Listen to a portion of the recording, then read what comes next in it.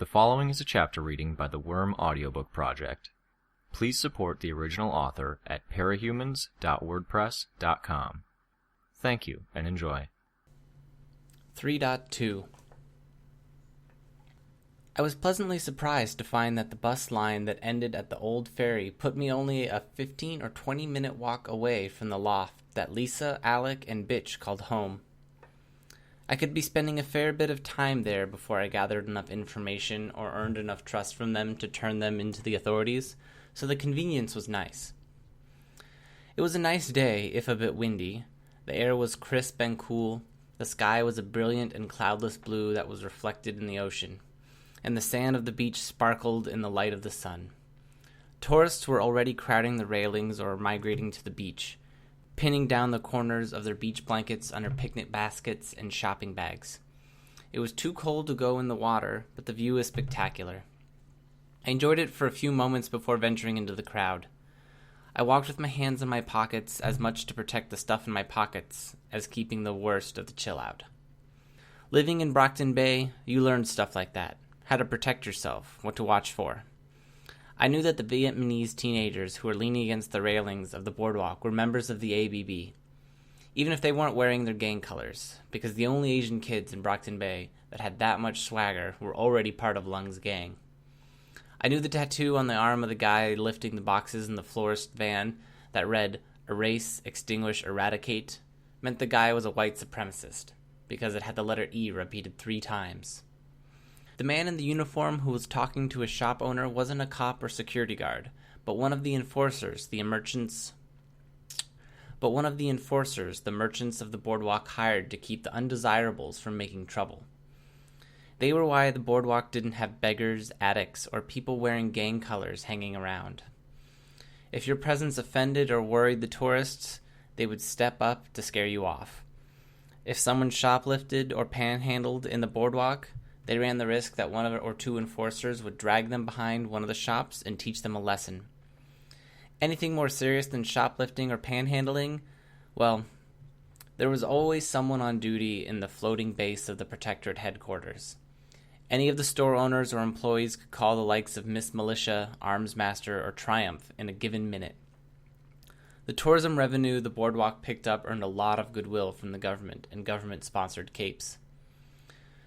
I headed off the boardwalk and into one of the alleys leading into the docks. Glancing over my shoulder, I saw one of the uniformed enforcers staring at me. I wondered what he was thinking. Good kids didn't hang out in the docks, and I doubt I looked the part of the guileless tourist. The abandoned factories, warehouses, and garages of the docks all blended into one another very quickly. The colors of the buildings' exteriors weren't different enough from one another to make buildings recognizable, and the people or piles of garbage that I had been unconspicuously noting my previous visit had all shifted locations or been replaced. I found myself glad for the artistic graffiti and the row of weed-entangled power lines that I could use as landmarks. I did not want to get lost. Not here. As I arrived at the foot of the huge factory with the Redmond welding sign, I found myself wondering whether I should knock or just go up. I didn't have to decide. The door opened just a second after I'd come. It was Brian, and he looked as surprised to see me as I was to see him. "Hey," he said. "Lisa said you'd arrived. I thought you had school." It took me a few seconds to get my mental footing. Any demonstration or mention of Lisa's power kind of had a way of doing that to me, and that was on top of having a conversation sprung on me without a chance to prepare. "Changed my mind," I said lamely. "Huh. Well, come on up." We headed upstairs. I saw Brian was wearing different clothes than what he had been wearing earlier in the morning.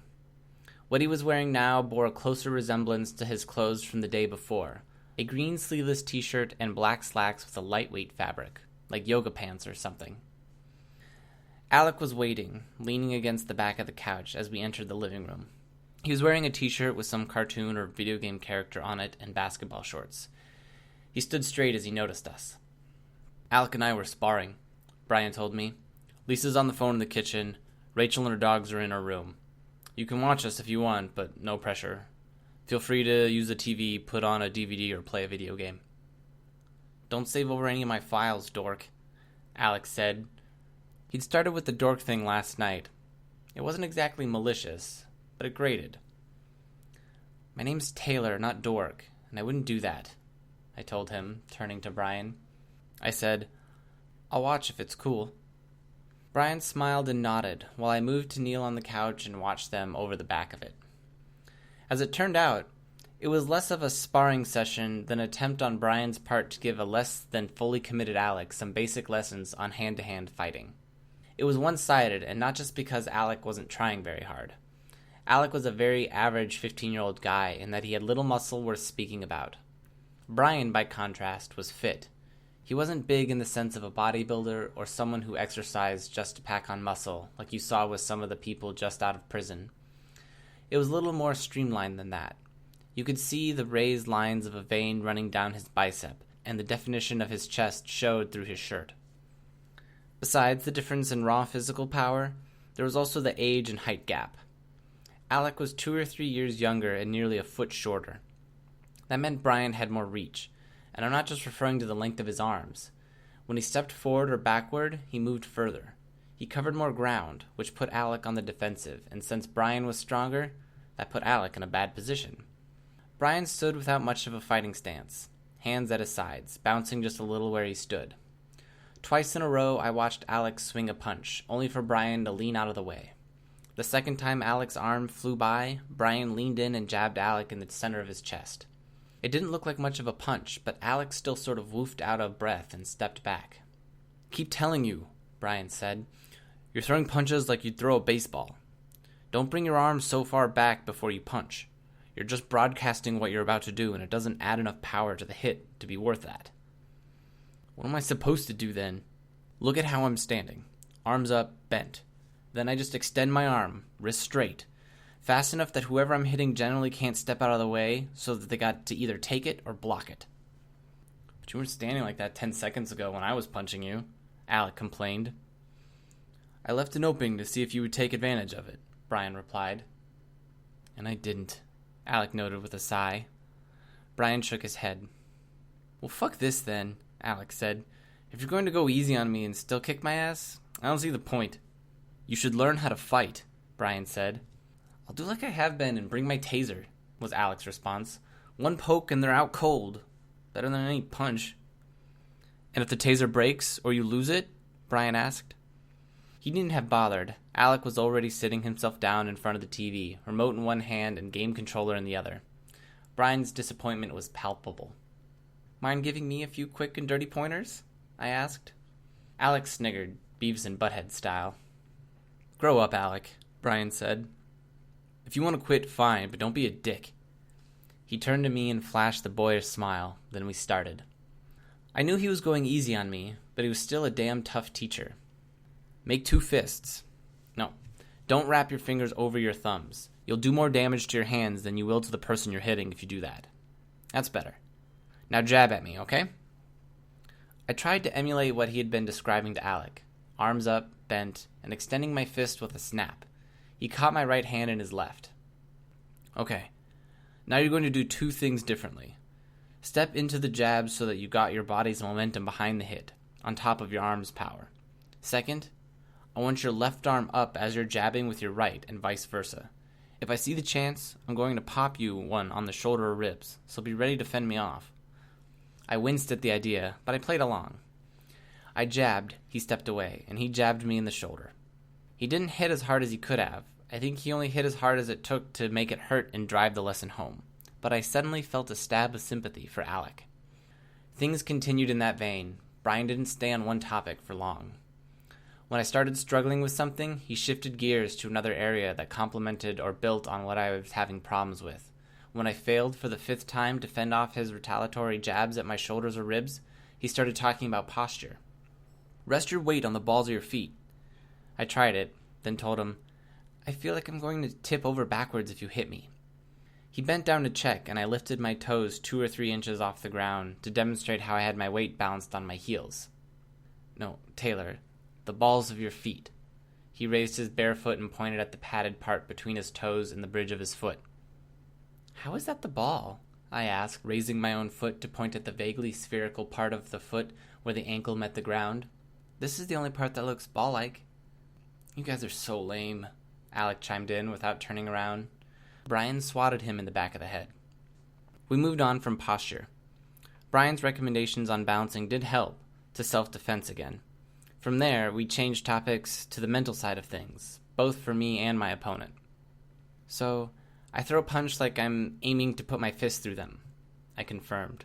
Right, Brian said. Instead of just trying to make contact with the point where your hand meets their body. What about when they're attacking me?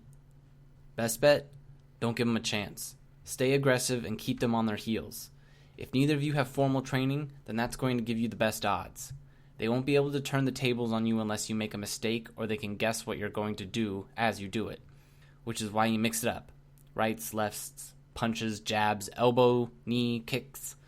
And if you're bigger and stronger than them, you can try tackling them to the ground. With all that, you stay on them until they aren't in any position to fight back. Are you formally trained in anything? I asked. I suspected he was, since the only other way for him to know as much as he was demonstrating was to have actually been in a good number of fights, and I wasn't thinking that he seemed the type to fight without reason. He hedged. Some. My dad was a boxer when he was in the service, and he taught me some when I was little. I moved on to other stuff on my own, karate, taekwondo, Krav Maga. Nothing really held my interest. I only took a few weeks or a month of classes for each. I know enough and keep in shape, which is enough to hold my own against anyone who isn't a black belt in whatever, which is the important thing, I think. Keep up with the more serious martial artists is a full-time job, and you're still going to run into people who are better than you, so I don't see the point in stressing too much over it. I nodded. We moved on to the key areas of attack. Brian pointed to the body parts in question as he explained. Eyes, nose, temple, chin, and a throat are the sensitive areas above the shoulder. Teeth or ears if you can hit hard enough. I can, you can't. Sure, I said. I wasn't offended by his bluntness. He was stronger than me, so we had more options. Tiptoeing around it didn't do either of us any favors. Below the shoulders, diaphragm, kidney, groin, knee, bridge of the foot, toes. Elbow is a good one if you can do anything with it. He took my wrist in his left hand and my shoulder in his right, extending my arm straight as he brought his knee up to gently tap the outside of my elbow. I could see how he would have screwed up or broken my arm if he had done it with full strength. He went on, but in my experience, it doesn't come up often enough to worry about. It was a little disquieting to hear Brian methodically describe how to break a human being. I saw him as a nice guy, if I ignored his career choice. Not entirely by accident, I changed the subject. I was thinking about investigating in a weapon for hand-to-hand. When I was fighting Lung, fists were no good, and I found myself really wanting a knife or a baton or something. Don't know if they would have been any good against his armor, but, I trailed off. Brian nodded. Makes sense. You don't have a lot in the way of upper body strength. No offense. None taken. I tried to get something like a push-up routine going, but I got sick of it fast. At least with running, there's a sense of going places. You get the scenery. Push-ups get repetitive, yeah. Well, the boss is good about supplying us with gear. Lisa's the one who talks to him. She's talking to him right now, in fact. Put in a word with her if you want something like that. It's untraceable, too, so the good guys aren't going to be tracing any serial numbers or whatever from your weapon back to your purchase. The fact that Lisa was talking to their boss made me very curious all of a sudden. That said, I couldn't really traipse into eavesdropping without being suspicious. Instead, since Lisa was out of earshot, I thought I'd seize the opportunity to ask. So who's this boss of ours? Brian and Alec exchanged a look. When they didn't immediately say anything, I wondered if I pushed it too far. Had I been too nosy? Figured you ask, Brian said. Thing is, we don't know. What? I asked. We have an anonymous sponsor? It's really fucking weird, yeah, Alex said. Then he hammered a button on the game controller. Boom! Triple headshot. Alex, stay focused. Brian sighed the words with the tone suggesting he didn't expect to be listened to.